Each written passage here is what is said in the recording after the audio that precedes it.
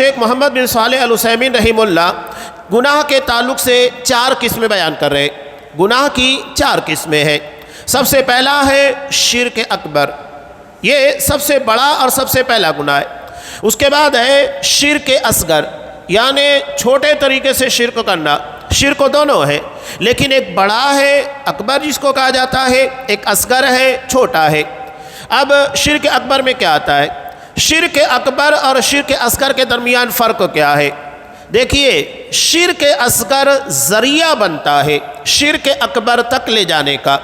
اب میں ایک مثال آپ کو دوں گا، بات آپ کو سمجھ میں آ جائے گی انشاءاللہ، کہ تعویذ کے تعلق سے نبی کریم صلی اللہ علیہ وسلم نے ارشاد فرمایا، مسند احمد کی روایت، من تعلق تمیمۃ فقد اشرک، کہ اگر کسی نے تعویذ لٹکایا اس نے شرک کیا۔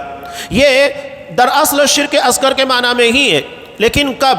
یہ فرق میں آپ کے سامنے واضح کرنے کی کوشش کر رہا ہوں کہ اگر کوئی شخص اس تعویذ کو ذریعہ مانتا ہے کہ اللہ اس تعویذ کے ذریعے میری حفاظت کرتا ہے، یعنی حقیقت میں وہ اللہ تبارک و تعالیٰ کو ہی بچانے والا اور مصیبتوں سے نجات دینے والا مانتا ہے، لیکن ذریعہ اس تعویذ کو بنا رہا ہے، تو یہ شرک اصغر ہے۔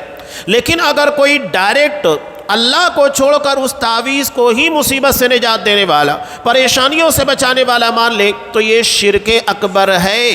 یعنی اب اللہ تک نہیں بلکہ اصل اسی چیز کو سب کچھ مان لیا گیا ہے۔ یہ شرک اصغر اور شرک اکبر کے درمیان ایک واضح فرق تھا جو مثال کے ذریعے میں نے آپ کے سامنے بیان کیا۔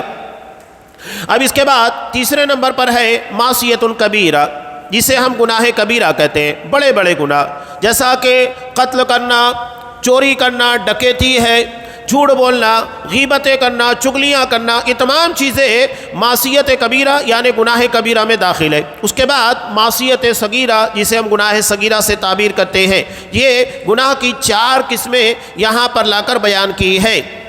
اب یہاں آگے انہوں نے کہا کہ گناہ کا تعلق 3 طریقے سے ہوتا ہے۔ گناہ کا تعلق 3 طریقے سے ہوتا ہے۔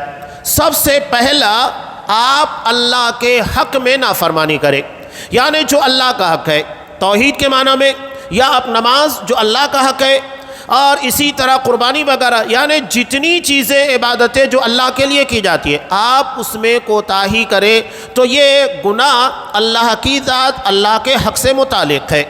اور دوسرا، ما يتعلق بحق الانسان نفسی، یعنی جو انسان کے اپنے نفس سے متعلق ہے۔ اب اللہ نے ہمارے بدن کا بھی ہمارے اوپر حق رکھا ہے، کیسے؟ اسے آرام کا موقع دینا، سونا، کھانا، پینا، اپنے بدن کو اتنا بھی کمزور نہ بنایا جائے جس کی وجہ سے اس کے اندر عبادت کی طاقت نہ رہ جائے۔ جتنا ہمارے بدن کا حق ہونا چاہیے، کھانے کے اعتبار سے، سونے کے اعتبار سے، آرام کے اعتبار سے، ہمیں اپنے بدن کا حق دینا ہے۔